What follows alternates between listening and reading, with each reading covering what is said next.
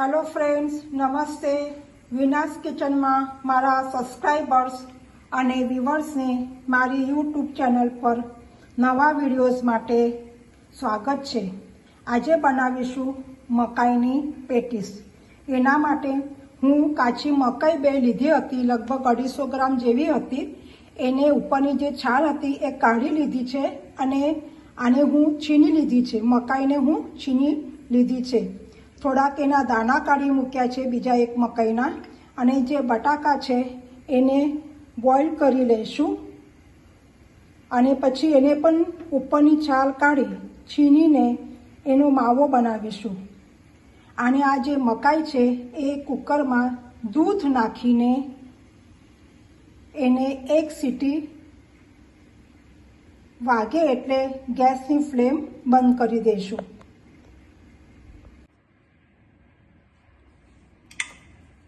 હવે હું આ એક કુકર લીધું છે, એની અંદર મકાઈનું જે છીણ છે આ એ અંદર નાખીશું।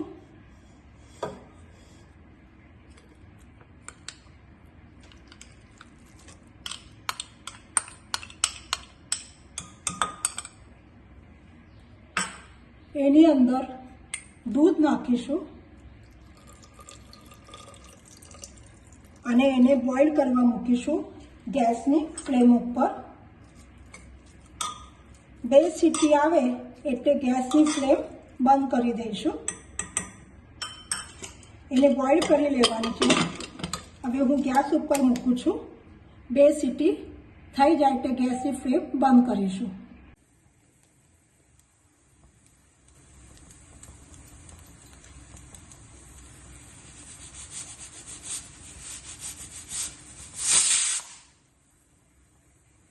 બે સીટી થઈ ગઈ છે। હવે ગેસની ફ્લેમ બંધ કરીશું।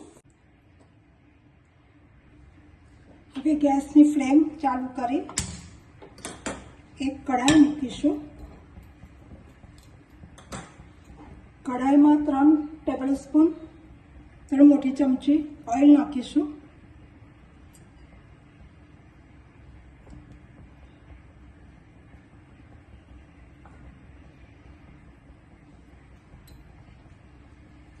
પછી વઘાર માટે તજ અને લવિંગનો આપીશું વઘાર। તજ લવિંગનો વઘાર આપીશું। પછી એની અંદર આ જે માવો બનાવ્યો છે મકાઈનો, હું બોઇલ કરી લીધું છે, એ અંદર નાખીશું।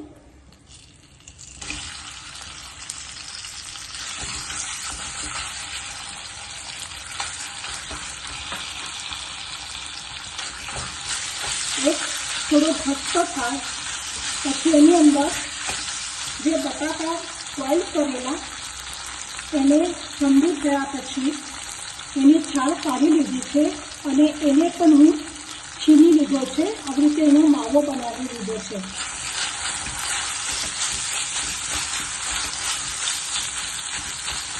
આ મકાઈનો માવો થોડો શેકાઈ જાય એટલે પછી બટાકાનો માવો અંદર મિક્સ કરી દેવો।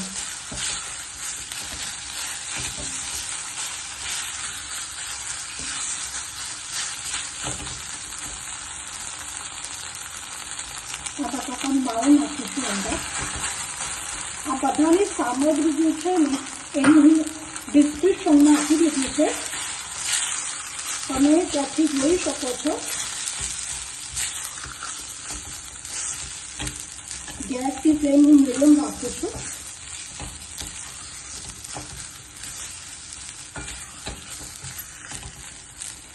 હવે એની અંદર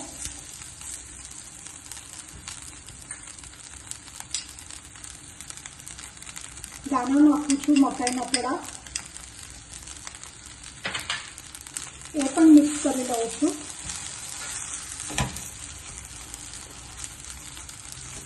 થોડું તેલ નાખું છું અંદર।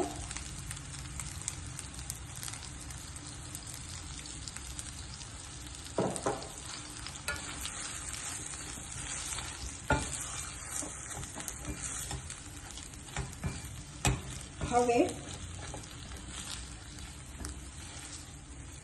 એની અંદર બધા મસાલા નાખીશું.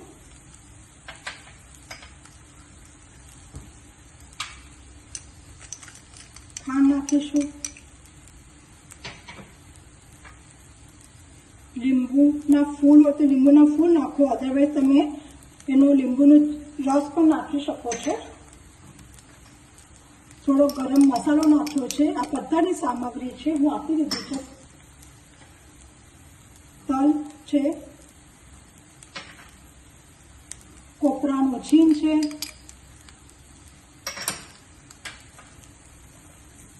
અદરક અને મરચાંની પેસ્ટ છે,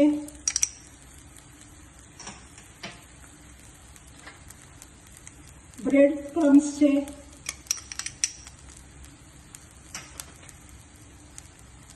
થોડો ઘઉંનો લોટ છે બાઇન્ડિંગ માટે,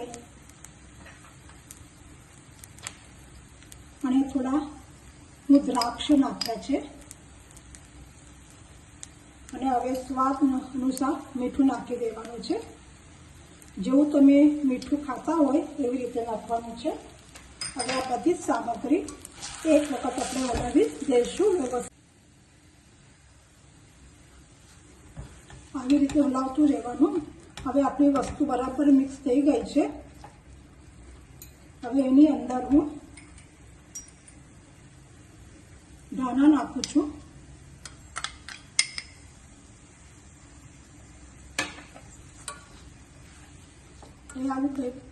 બરાબર. જો તમને આ રેસીપી ગમે તો તમે લાઈક, શેર, સબસ્ક્રાઈબ અને બેલ આઇકોનને દબાવો, જેથી નવા રેસીપી તમારા સુધી પહોંચી જશે.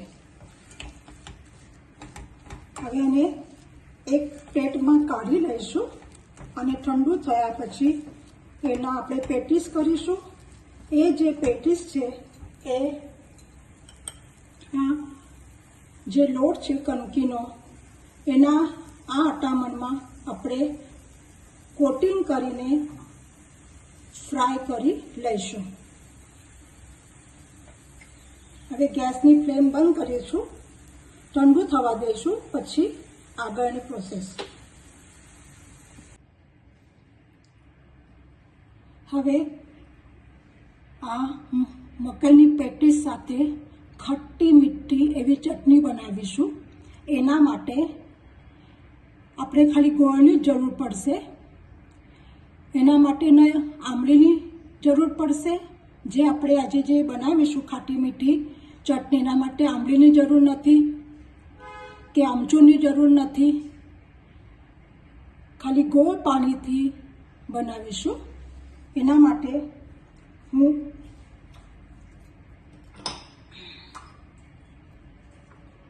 1 કપ ગોળ લીધો છે. એની અંદર એટલું જ હું પાણી નાખ્યું છે. જેટલો ગોળ લીધો હોય એટલું જ પાણી નાખવાનું છે એની અંદર. અને જ્યાં સુધી ગોળ મેલ્ટ થાય ત્યાં સુધી એને હલાવતું રહેવું. આ ચટણી ખાવા માટે બહુ સરસ લાગે છે. તમે ચોક્કસ આ પેટીસ સાથે આ ચટણી એન્જોય કરશો. આની સાથે ગ્રીન ચટણી પણ ખવાય છે. એક વખત આ પાણી ગોળ આપણો મેલ્ટ થઈ જાય એટલે આગળની બધા મસાલા આપણે નાખીશું.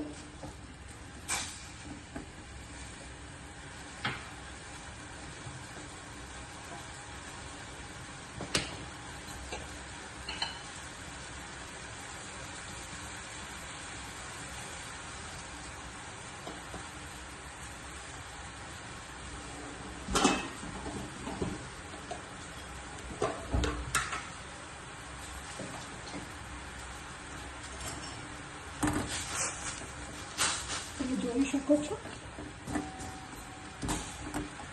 આપણો હજુ થયો નથી મેલ્ટ ગોળ.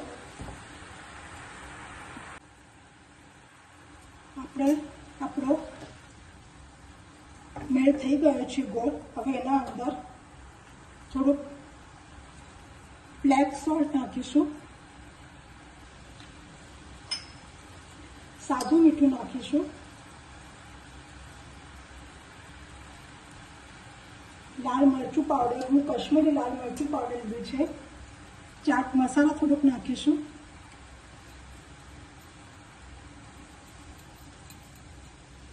અને જીરા પાવડર નાખીશું થોડું, અને થોડોક લીંબુનો રસ નાખીશું, થોડોક જ નાખવાનો છે.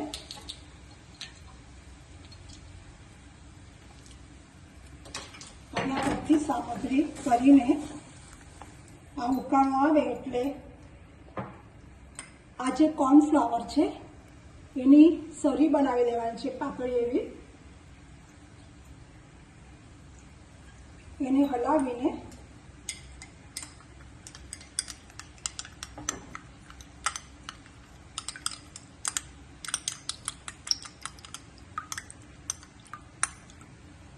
એના અંદર નાખી દેવાની છે.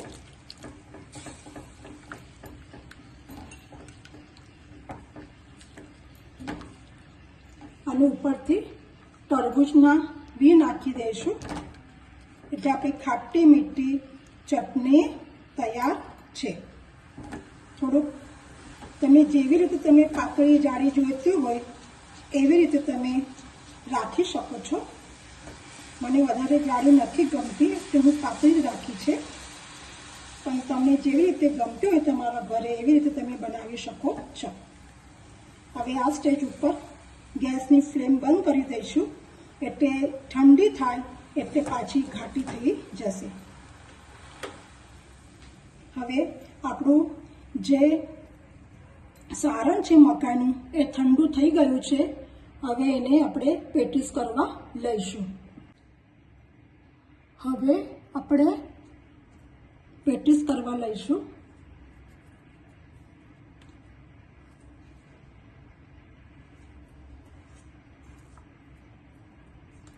તમે જોઈ શકો છો, તમે ગમે તે શેપમાં આ પેટીસ કરી શકો છો. હું ગોળ જ કરી રહી છું. અને પછી જે અટામણ છે કણકીનું એટલે ચોખાનું લોટ હોય છે એના અંદર કોટિંગ કરીને તળી લઈશું. તમે જોઈ શકો છો. તમે નાની પણ કરી શકો છો, અલગ અલગ શેપમાં પણ કરી શકો છો.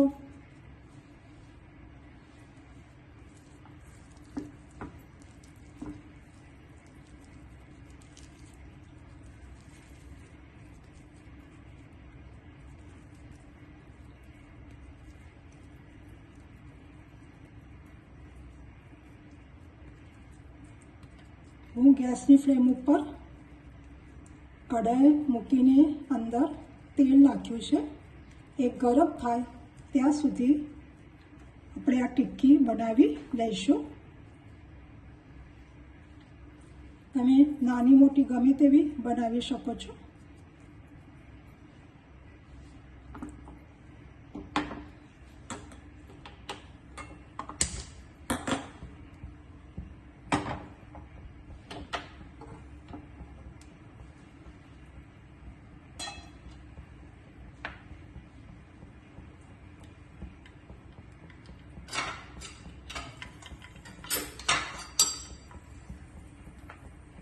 તેલ બરાબર ગરમ થયું નથી. તેલ ગરમ કેવી રીતે જોવાનું છે, બ્રાઉન ડોલો લેવાનો અને એની અંદર તરત એ ઉપર આવે એટલે આપણું તેલ ગરમ થઈ ગયું છે એવી રીતે સમજી જવાનું છે. હજુ થોડું ગરમ થયું નથી, અત્યારે આવ્યું છે ઉપર, એટલે હજુ 1 મિનિટ માટે 2-3 સેકન્ડ માટે એને હજુ આપણે ગરમ કરી લઈશું.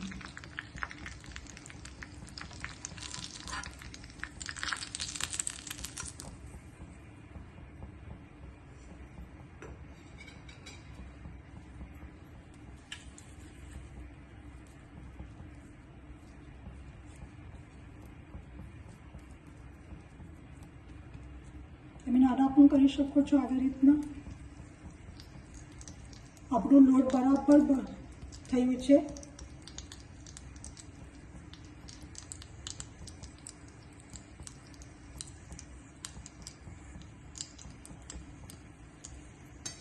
હવે આવી રીતે લોટના અંદર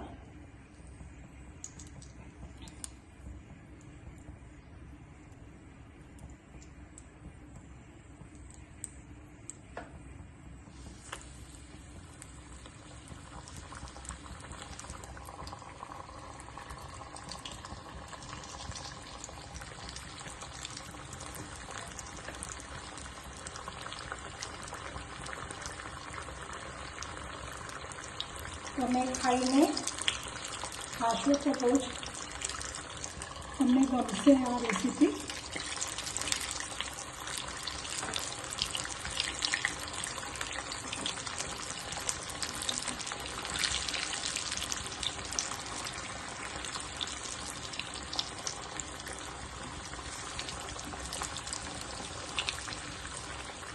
ગેસની ફ્લેમ ફાસ્ટ રાખવાની છે, તમે સ્લો નહીં રાખતા. જો સ્લો રાખશો તો તમારા જે આ પેટીસ છે એ તૂટી જશે.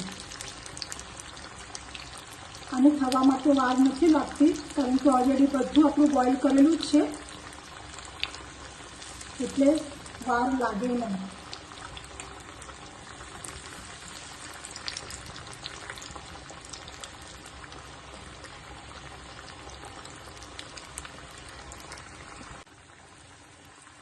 હવે આપણે કાઢી લઈશું.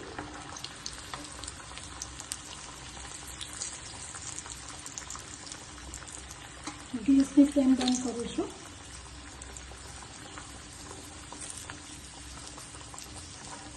વાહ, સ્મેલ બહુ સરસ આવે છે, બહુ સરસ થયા છે.